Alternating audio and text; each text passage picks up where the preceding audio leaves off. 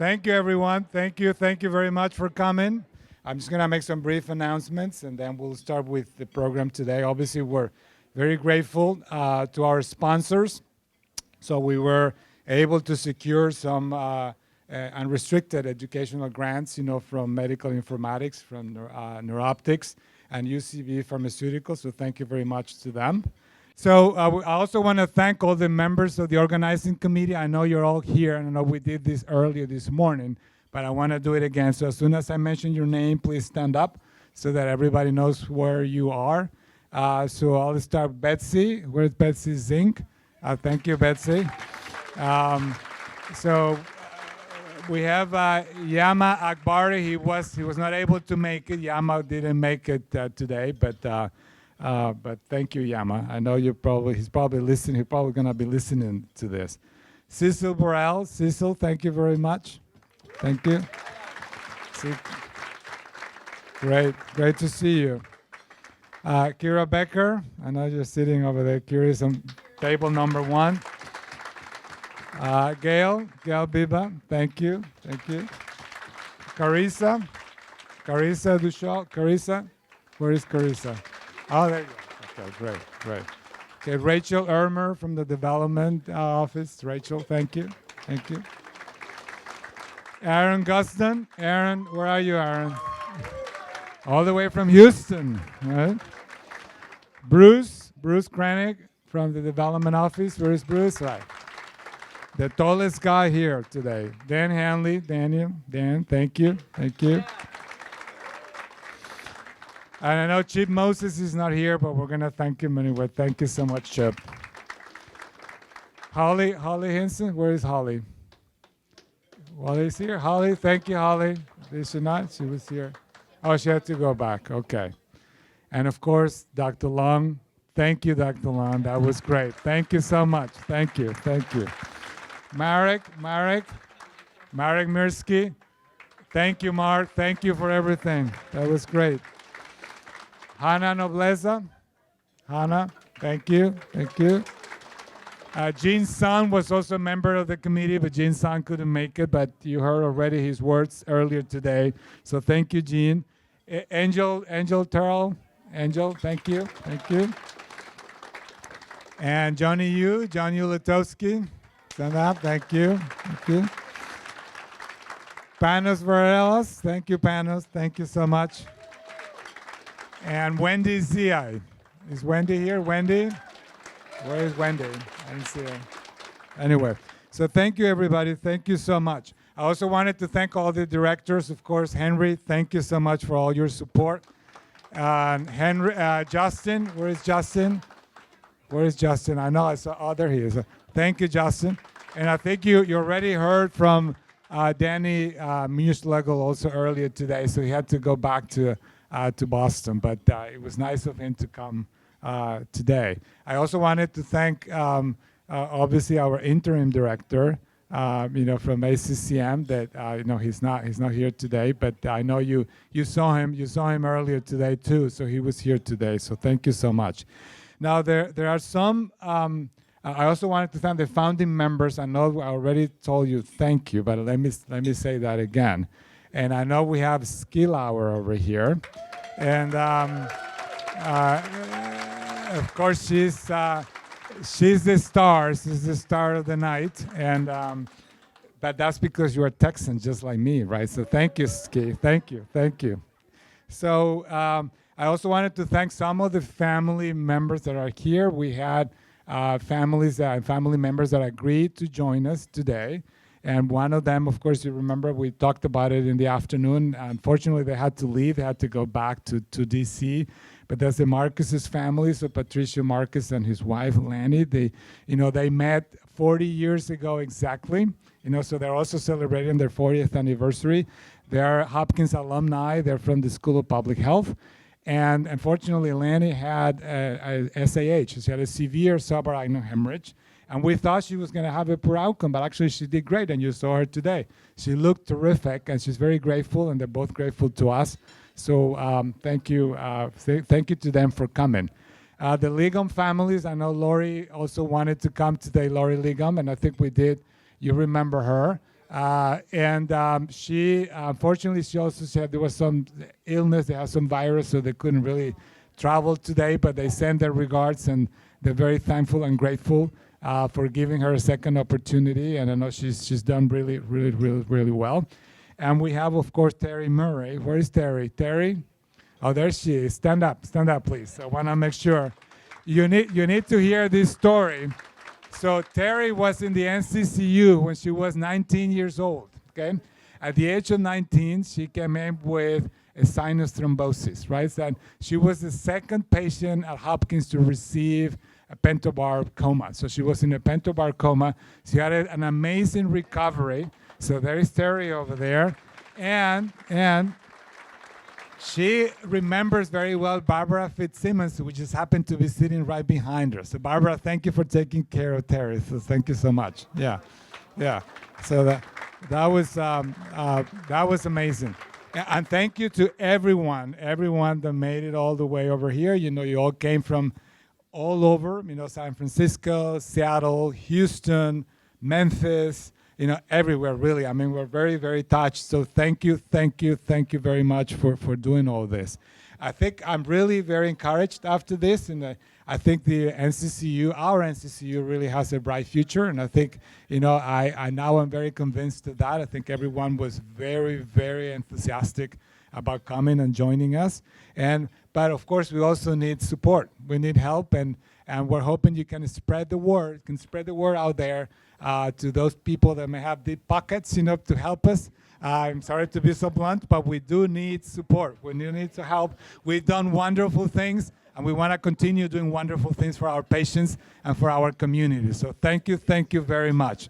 So the next part of the program, we're going to play a video that we put together. It's a 7-minute video about the NCCU, and you've seen all the pictures already. So we collected a bunch of pictures from 40 years ago to now. But please listen to this video that we put together. Medicine until the 1970s had been pretty well divided among the three primary areas of medicine, surgery, and pediatrics. That was the kind of holy trinity of academic medicine. Pathology, anesthesia, and all of the other fields generally revolved around the three core departments. No one really paid a lot of attention to the brain issues. The development of a specialized neurological intensive care unit was really most important because of the enormous improvements in what we knew about the brain and how the brain functioned and how important it was. The NCCU needed to be established because of the needs of several different departments at Johns Hopkins, and it required the cooperation between neurosurgery, neurology, anesthesia, critical care medicine, and eventually nursing.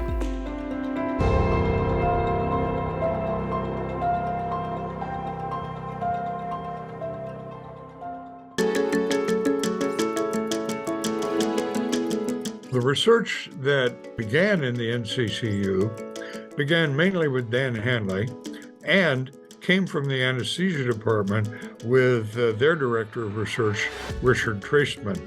They began programs that have been extremely successful. We had to improve the care of patients, and that research was the best way to do it.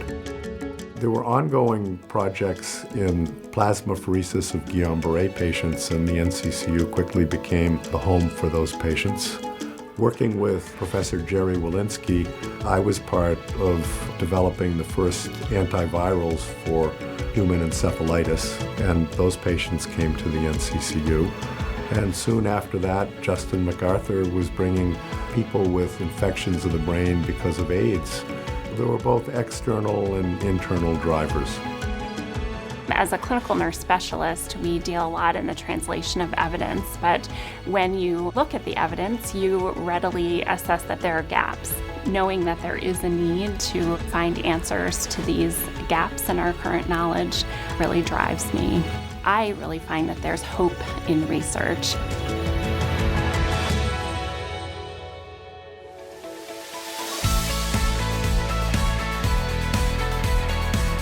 What we have in the NCCU, I believe, is really a unique brand of neuroscience nursing. And under Ski Lauer's guidance, we really elevated the neurologic exam and ensured that we were speaking the same language as our neurosurgical and neurology colleagues. Ski Lauer's role in the NCCU really is integral. She developed the NCCU with Dr. Hanley and colleagues in the early 1980s. She had come from a critical care nursing background, and she believed in the development of nurses. So many of us have benefited from that over the years. She taught us all how to be the educators of each other. Part of the model that we used with primary nursing also involved shared governance. What that meant was everybody got to participate in so many of the decisions about how we were to practice nursing. We all got to come together and sort of write the rules about how we wanted to be as a team. You weren't a singular person anymore. You were actually part of a larger group, and everybody had to come to agreement about what was best for the greater good for the unit. It's really important to understand that the neurocritically ill patient can be a very challenging patient to take care of. And so the nurses really depended on each other for support. And I do think that that was one of the things that really caused staff to be bound together by that shared experience.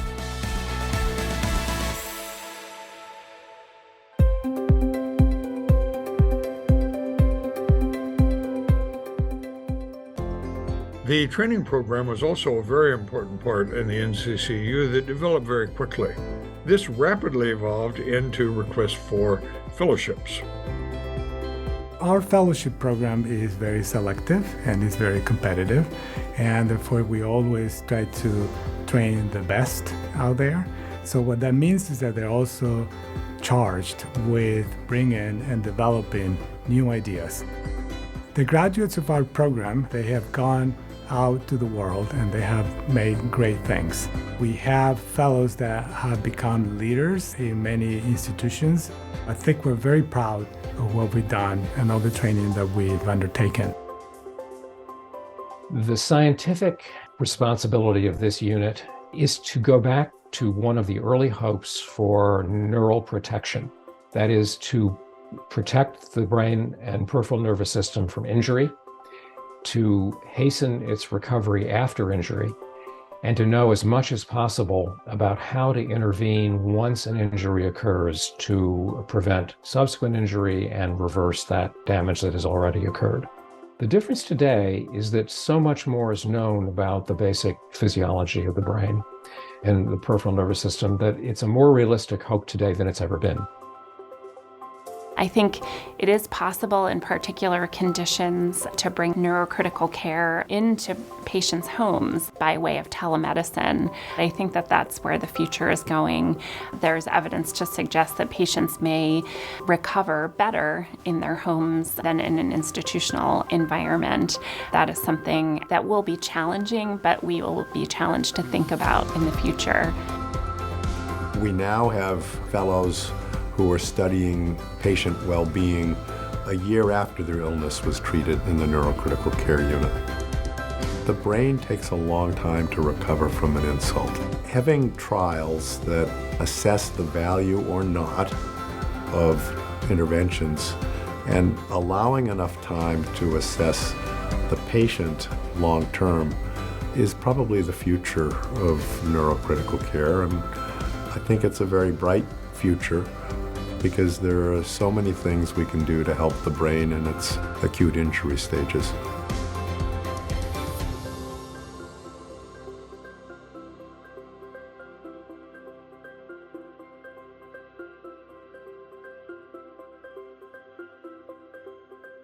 Hi, that was great. That was great.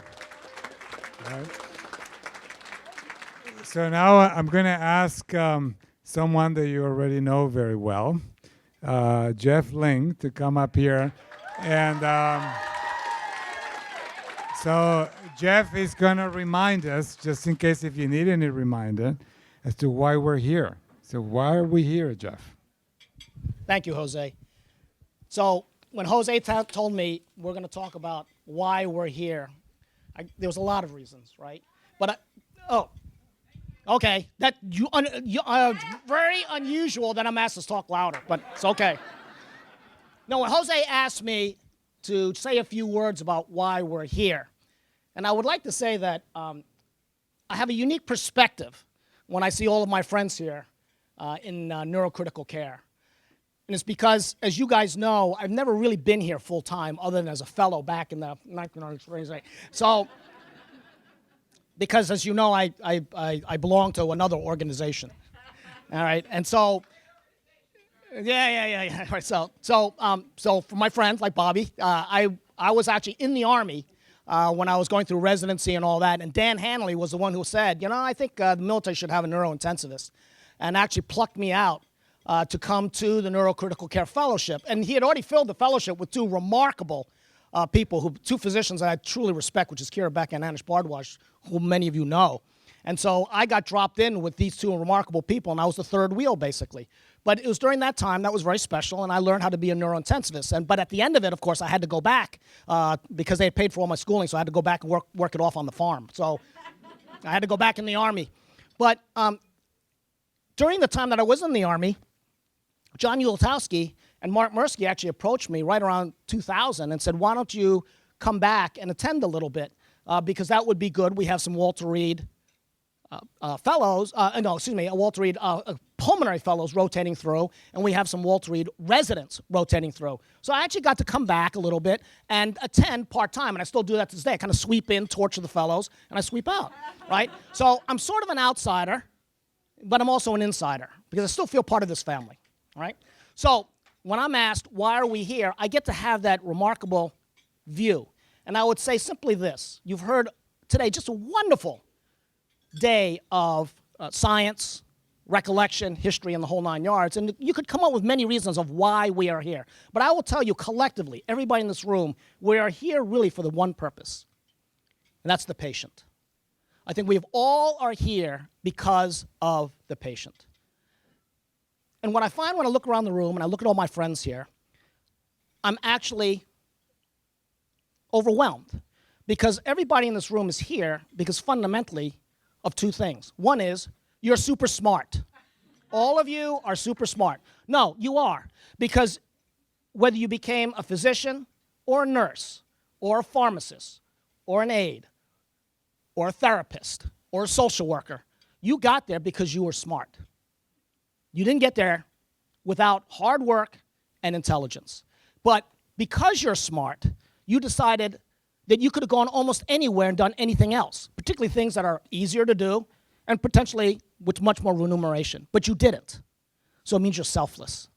To actually take those God-given gifts and turn them into something that is really a beneficent mission is really a remarkable thing. And so when I look around the room at all my friends, I know that everybody that's in this room is here because you want to take care of patients.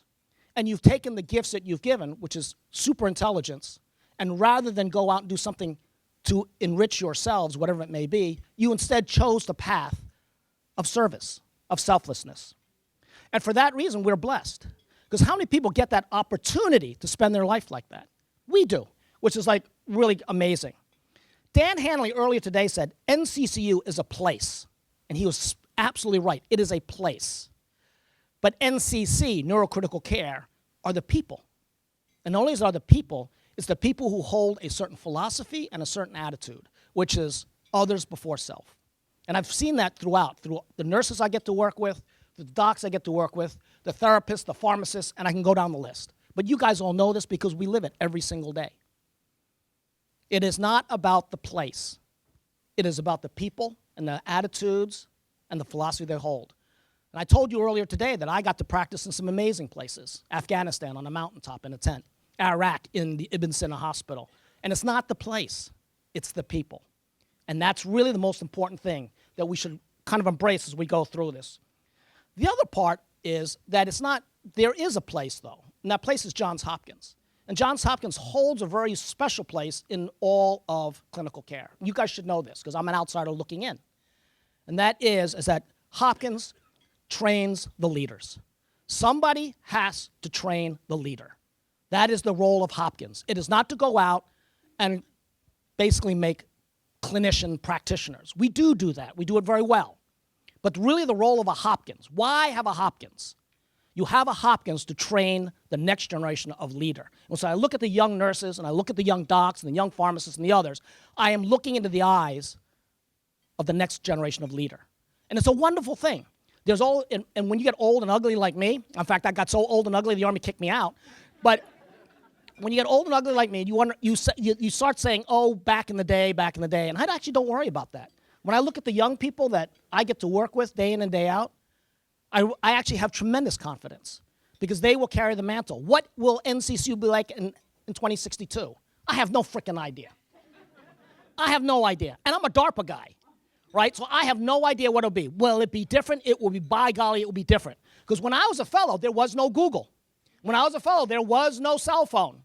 When I was a fellow, there was no Facebook or Apple. And look at it today. So in the next 40 years, whatever it may be, it will be something different. And it will be exciting. And I look at the young people here, you will be the leaders that will carry that banner forward. And I am perfectly happy with that because you've been taught by the best. You've been taught by the very best. And so that is how you're prepared to carry the mantle of the future. And God bless you for that.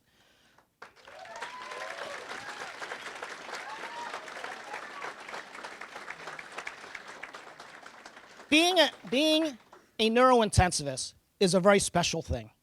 And one of the most special things about it is actually the people you get to work with. The people we work with, our colleagues, who are also our friends, are amazing people.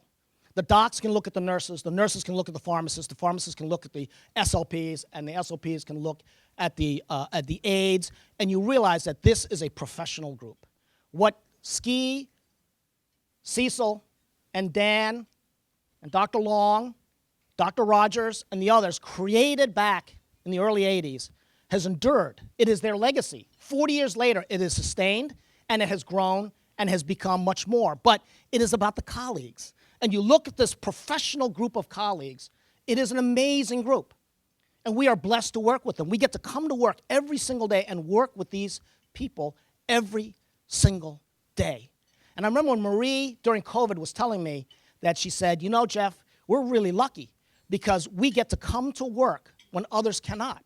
And you realize that we didn't face the isolation. Yeah, we had to do what we had to do, but the fact of the matter is we got to spend time with wonderful people every single day doing a very important mission. And that is a blessing. It truly is a blessing. So,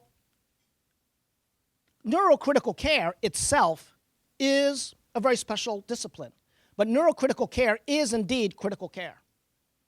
And the way that we practice medicine here at Hopkins, I dare say we can practice critical care anywhere. And by golly, I have. So I will tell you this. People have asked me, what are some of the things I remember? I tell you what I remember. I was a first-year fellow. I remember Pat Grimes and me taking care of a gunshot wound to the head. And Pat was amazing. Pat taught me how to do that.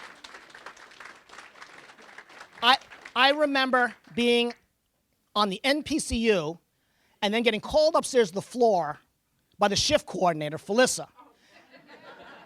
And Felissa, you remember this. And it was a patient, SVT, dropping their pressure, and we had no bed in the ICU. So Felissa and I pushed adenosine on the ward. Scared the living daylights, because as you know, you go flatline for a little while. Scared the living daylights, everybody watching us, but we converted him. We converted him. And I do remember this. At one point, Alicia and I were taking care of the sickest patient at Johns Hopkins. And I can say that because we did a laparotomy in the ICU, right? I mean, Gail knows this. We did a laparotomy in the, we turned one of the ICU beds into an OR. And it was Alicia who refused to surrender the patient to these interlopers from the OR and took care of that patient. And so when I look at this, I realize that it's not neurocritical care, it's critical care. And more important, an attitude. We feared nothing. We feared nothing. If that patient is sick and you have no place to bring them to us. We will take care of that patient. And we can do it because we're surrounded by these amazing colleagues. It is just not the doc, it's just not the nurse, it's just not the pharmacist, but it's all of us together. And that was the philosophy that was created by the three founders back in the 80s and sustained today. So I can tell you this as I wrap up very quickly now, is that I can look back and I say that one thing is immutable. What has not changed since the 80s, even though we know that critical care will change and that Hopkins will change, what has not changed is our dedication to the patient. That is immutable. That is why we are in this room. And I have to tell you, to this day, I feel really blessed. I'm blessed to be a neurointensivist. I'm blessed to be a Hopkins person. I am blessed to work with some of the most amazing group of people I can find anywhere, anytime. I love the fellows. I will tell you that right now. I may torture you guys, but I love you guys. I love the nurses. I do. I think the students are great. I think they're all great. That is a blessing to have. And so at the end, where I'm coming to the end, but I look at the young people who are coming up to take our place, I can say this, that you don't realize, but you continue this path. You continue to do what you do every day. And I can tell you, when you get to my point, you'll be able to look back and say, you know what? I had a life that was worth living. Thank you.